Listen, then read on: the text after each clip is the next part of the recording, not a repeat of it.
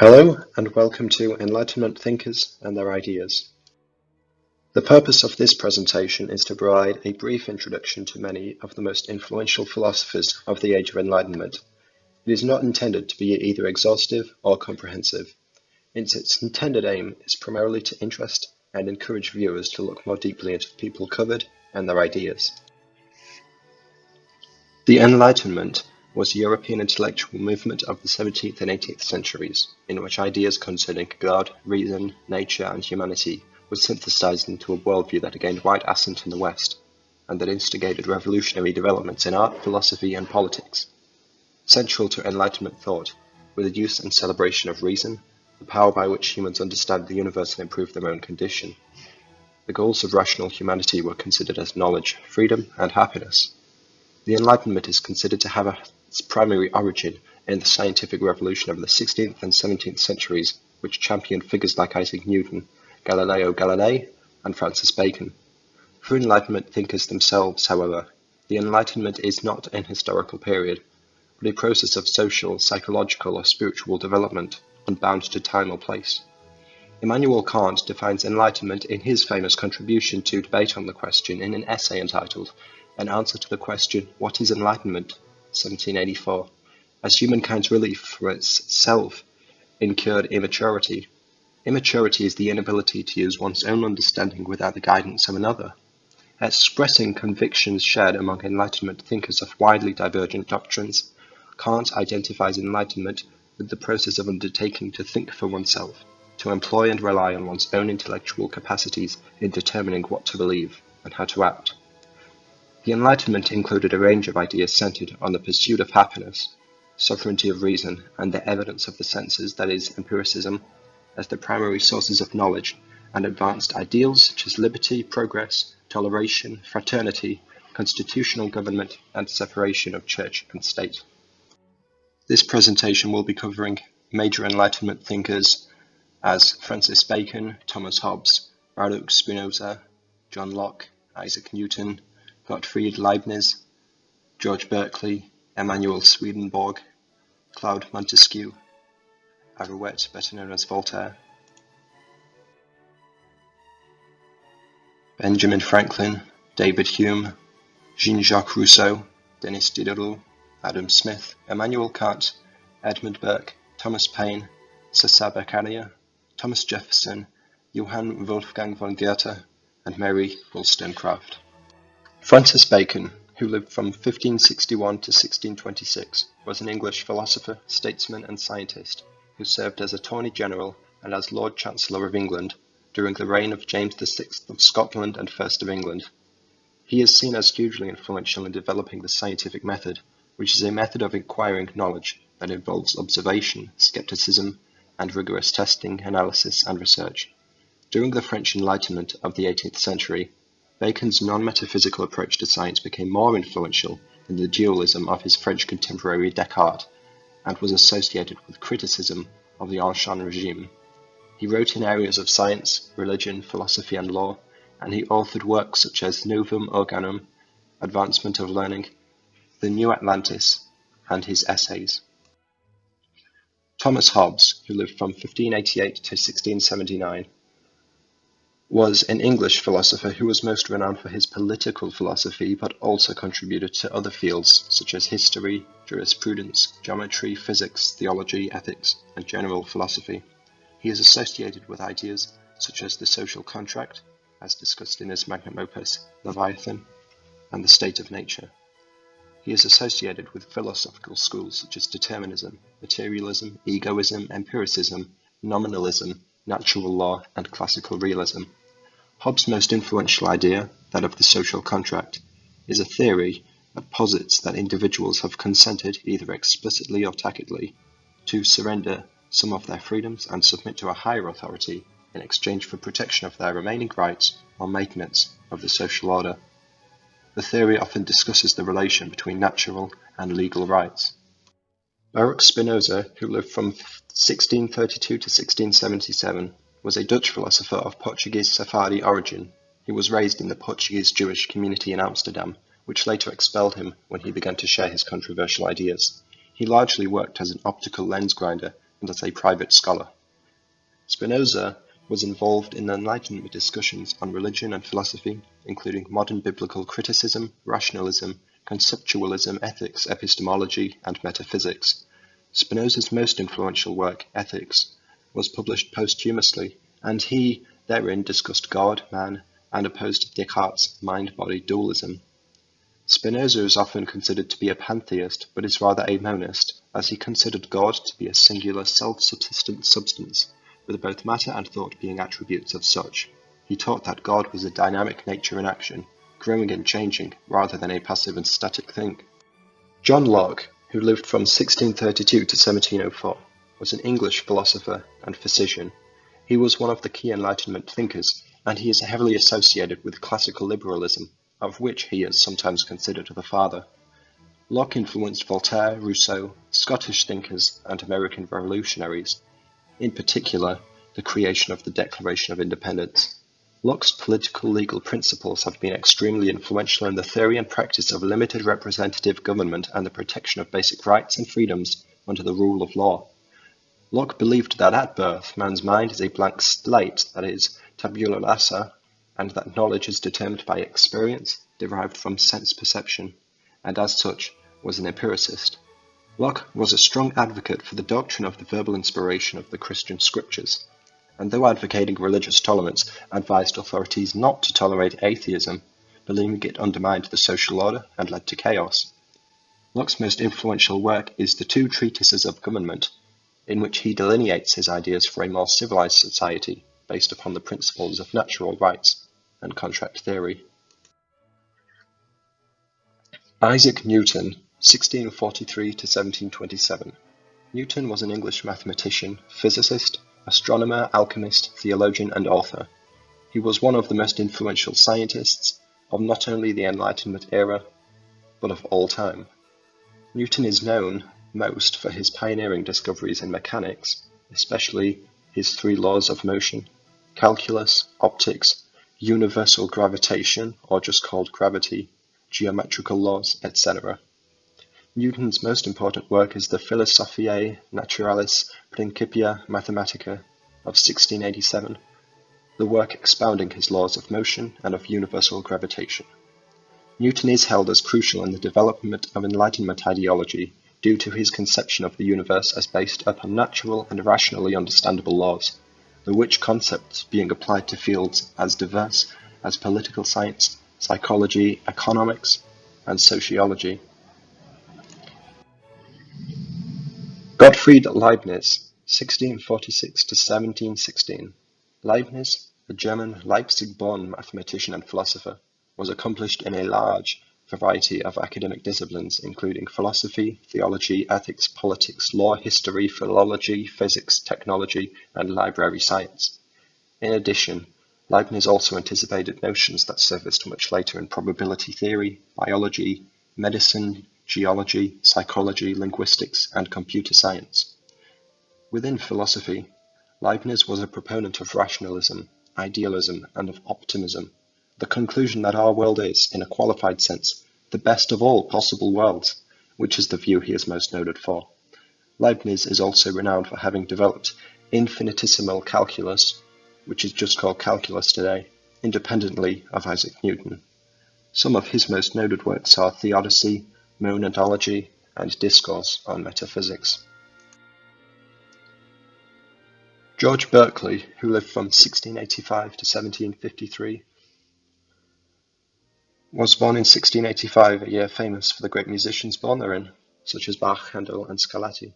Born in southern Ireland, he lived and worked as a scholar and as a clergyman, and was elevated to the role of bishop in the Anglican Church of Ireland in 1734. Berkeley's philosophical works are primarily metaphysical, that is, the theory of abstract concepts such as being, knowing, identity, time, and space, dealing with concepts such as perception, language, and reality. Berkeley is most well known for a theory he named immaterialism, later called subjective idealism, which posits that material substance does not exist, and that familiar objects are ideas perceived by the mind, and that cannot exist without being perceived. In his chief philosophical work, a treatise concerning the principles of knowledge of 1710, Berkeley sought to refute the materialist claims of John Locke, as, in opposition to Locke's claim that a thing's primary qualities, its extension, shape, motion, solidity, number, etc., exist unperceived apart from any perceiver's mind, in an inert, senseless substance called matter, Berkeley taught that the outside world, the world which causes the ideas one has within one's mind, is also composed solely of ideas, and, as ideas can only resemble other ideas, he concludes, the external world consists of ideas alone. He adds that the world is given logic and regularity by its supreme force, God. Emanuel Swedenborg, who lived from 1688 to 1772, was a Stockholm-born Swedish Lutheran theologian, philosopher, scientist, and mystic. Experiencing a prolific career as inventor and scientist, Swedenborg began to explore mysticism from 1741 onwards as the result of perceiving particular dreams and visions. Beyond having religious influence on Christian and pluralist beliefs and practices, Swedenborg is a key figure of the Swedish Enlightenment and had an influence in the increasing of scientific knowledge and prestige in and for Sweden. Swedenborg's thought life demonstrates how rationalistic beliefs can be reconciled with mystical beliefs. This can be seen in his theory of correspondences and in the phrasing of his experiences in empirical terms. A wide variety of writers were influenced by Swedenborg's writings, including Kant, Emerson, and Jung, and some of his most read works are The Heavenly Doctrine, Heaven and Hell, and Apocalypse Revealed. Charles Louis de Secondat, Baron de Montesquieu, lived from 1689 to 1755. Secondat, generally referred to after the southwestern French commune of Montesquieu, of which he held the title of Baron, was a French judge, writer, historian, and philosopher, with political theory being his area of devotion. Montesquieu worked during his early life in the practice of law before withdrawing to devote himself to study and writing, first achieving success with his satirical Persian Letters, 1721, a work critiquing French society. Montesquieu saw society as divided into three classes: monarchy, nobility, and commons. Furthermore, he explained that there are two types of governmental power, sovereign and administrative, and three administrative powers, executive, legislative, and judicial, and that these ought to be separate from and dependent on each other, so that the influence of any one power would not exceed that of the other two, singly or in combination. These ideas held a strong influence on the creation of the US Constitution and many others, and therefore he has had a strong influence on the political development of the modern world. Moreover, Montesquieu taught there were three main forms of government, them being monarchies, which were free governments headed by a hereditary figure and relying on the principle of honor; republics, free governments headed by popularly elected leaders and relying on the principle of virtue; and lastly, despotisms, which were enslaved governments headed by dictators and relying on the principle of fear. François-Marie Arouet, who lived from 1694 to 1778, was far better known by his pen name Voltaire, and he was a French writer, historian, and philosopher, well known for his satirical writing, his criticism of Christianity, and his advocacy for freedom of speech and of religion, for separation of church and state, and for civil liberties in general. Arouet was an extremely prolific writer, having produced plays, poems, novels, essays, histories, and scientific expositions, in addition to letters and pamphlets. In Voltaire's writings, he would often employ satire, the use of irony, parody, exaggeration, and other literary techniques to ridicule follies and shortcomings, to spur society or individuals into improvement. Voltaire was one of the key figures of the French philosophes, alongside figures like Rousseau and Diderot. Voltaire is reported to have drunk coffee 50 to 72 times per day, perhaps fueling his extremely prolific rate of writing. His most famed works include the satirical novel Candide, tragic play Zaire, and history The Age of Louis XIV. Voltaire was a deist, not by faith but by reason, he argued, in addition to being an abolitionist, vegetarian, and an advocate for animal rights, and he was popularly regarded by posterity as the greatest writer and philosopher of the 18th century and the strongest embodiment of Enlightenment ideals. Who were the philosophers? They were the public intellectuals of the Enlightenment who applied reason and Enlightenment principles to the study of many areas of learning, such as philosophy, history, science, politics, and economics, looked for improvement, moved in the directions of progress and tolerance, and sought separation from feudal institutions and organized religion. Most were deists. They promoted a republic of letters that crossed national boundaries and allowed and encouraged intellectuals to freely exchange books and ideas. They generally did not limit themselves to specific areas of study and formats, but wrote on all kinds of subjects and in many different styles.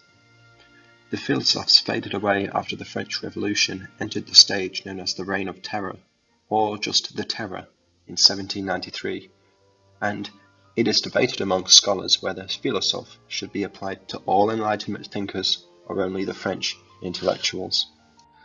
Benjamin Franklin, who lived from 1706 to 1790, is one of the most well-known polymaths the world has ever known. Born in Boston in the colony of Massachusetts Bay, Franklin worked as a writer, scientist, inventor, statesman, diplomat, printer, publisher, and political philosopher. Despite his well-known scientific, civil, and diplomatic achievements, the harnessing of electricity just to name one, Franklin's contributions to modern political philosophy are also notable. He heavily contributed to the definition of the American theoretical and practical ethos, as informed by the values and advances of the Enlightenment, such as opposition to political and religious authoritarianism, emphasis upon natural science and reason, coupled with the work ethic of Puritanism, making the new nation of the United States of America as a sort of child of the Enlightenment. Franklin was a staunch proponent of the connection between republicanism and virtue, believing civic and personal virtue to be necessary for a successful and independent republic. David Hume, who lived from 1711 to 1776, was a Scottish philosopher who was born to a financially modest family and showed intellectual promise as a youth. He was set to study law, but found his interests to grow more fixed to philosophy and classics by the year. Hume managed to succeed as an essayist in his mid-20s, working as a philosopher, historian, economist, and librarian. His philosophical bent was towards empiricism, skepticism, and naturalism, arguing positions such as the non-existence of innate ideas, and that therefore all human knowledge derives solely from experience. David Hume held that passions, rather than reason, govern human behavior, in opposition to the rationalists, and was also a sentimentalist as he held ethics to be based on emotion or sentiment, rather than on abstract moral principle. Hume also held that the belief in causality, that is, the conviction that the world progresses according to a process of cause and effect, cannot be justified rationally, but rather results from custom and mental habit, that we do not perceive one event causing another, but only experience the constant conjunction of events. Hume maintained a compatibilist theory of free will, which made causal determinism as fully compatible with human freedom, and lastly, he influenced utilitarianism, logical positivism, philosophy of science, analytic philosophy, cognitive science, theology, and many other fields. Jean-Jacques Rousseau, 1712 to 1778, despite being closely identified with France and Paris in particular, was born a citizen of Geneva. Rousseau is known for his political and social philosophy, and he is held to have had a large influence both on the French Revolution and on the rise of Romanticism, through his interests in introspection, subjectivity, and nature. Rousseau upheld the social contract theory, though further holding that civil society is corrupt, and that man in his natural state is uncorrupt and pure. Rousseau's ideas on the natural state of man directed his political theories. He maintained monarchy, aristocracy, and democracy to all be products of differing levels of societal inequality, and yet held that man is capable of self-improvement and can thrive within a framework of classical republicanism. Lastly, Rousseau's famed works include The Social Contract, Julie, Emile, which is an educational treatise on the place of the individual within society, Confessions, and the unfinished Reveries of the Solitary Walker. Denis Diderot, who lived from 1713 to 1784, was a French philosopher, art critic, and writer who first studied philosophy, considered entering the clergy, briefly studied law, and finally settled on the career of a writer and translator in the early 1740s, provoking the ire of his father. Diderot was a materialist and an atheist, opposing mysticism and occultism, and believing that all truth claims must fall under the domain of reason, not mystical experience or esoteric secrets. In addition, Diderot was a proponent of interaction with nature, evolution, mathematics, and experimental science. Posterity considered him a controversial figure, both praised by philosophic contemporaries like Rousseau and Molière, as well as Goethe, Schiller, and later Schopenhauer and Comte, and yet vilified in the later French Revolution as a result of excessive persecution of the clergy, largely attributed to his atheistic ideas. Diderot's greatest achievement is the Encyclopédie, 1751, a revolutionary, skeptically toned encyclopedic work of which he was the co-founder, along with D'Alembert, chief editor and contributor. The work represents the thought of the Enlightenment and advocated the secularization of learning, skepticism towards miracles, and advocating the political ideal of the rule of the people in the form of a social contract. The Scottish philosopher Adam Smith, who lived from 1723 to 1790, is often referred to as the father of economics. Developing ideas of classical free market economic theory, he wrote the first modern work of economics, The Wealth of Nations, 1776, touching on topics like productivity, the free market, the division of labour, and the revenue of the sovereign or commonwealth. Another of Adam Smith's key ideas is the invisible hand, introduced in the Theory of Moral Sentiments of 1759, which posits that individuals in societies act from the basis of self-interest, and that divine providence, that is, the hand of God, causes their self-interest to unintentionally bring about public good and social harmony. Smith's laissez-faire economical views would have a large impact upon the British Empire's economic model, as it promoted open markets and free trade. His works are highly influential in the development of economic theory, and thus have been foundational for the works of economics vastly ranging in political philosophy, from Marx to Schumpeter to Marshall. He also first described the principle of absolute advantage, which is the ability of a party, that is, the individual, firm or country, to produce a good or service more efficiently than its competitors.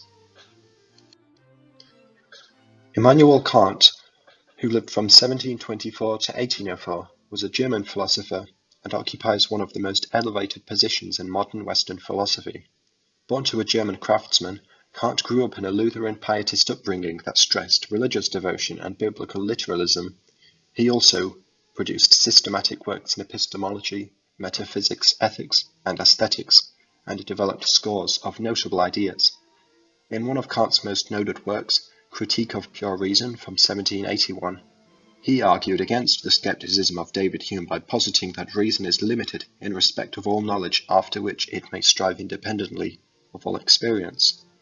And in his doctrine of transcendental idealism, he suggested that space and time are forms of intuition which structure all appearance, and that, while things in themselves exist and contribute to experience, they are nonetheless distinct from the objects of experience, and that as a result the objects of experience are only appearances, and that their true nature is unknowable to us. Kant also viewed morality as proceeding from reason, and viewed history as proceeding towards universal democracy and international cooperation. More acknowledged for his political action than his philosophy, the Irish-born Edmund Burke, 1729 to 1797, was nevertheless an eminent political philosopher and has been dubbed the father of modern British conservatism, due to his views on the necessity of property and class, and his conviction that reform shouldn't be revolutionary, but rather careful to preserve and renovate rather than innovate, gradual constitutional reform. One of Burke's most well-known works is Reflections on the Revolution in France, 1790, a pamphlet in which he argues against the revolution and in favour of monarchy, aristocracy, property, hereditary succession, and the quote, wisdom of the ages. In addition, he was a strong proponent of religious institutions, particularly Christianity, for the moral stability and good of the state. Burke criticized the actions of the British government towards the American colonies, including its taxation policies, though did not support their attempt to achieve independence.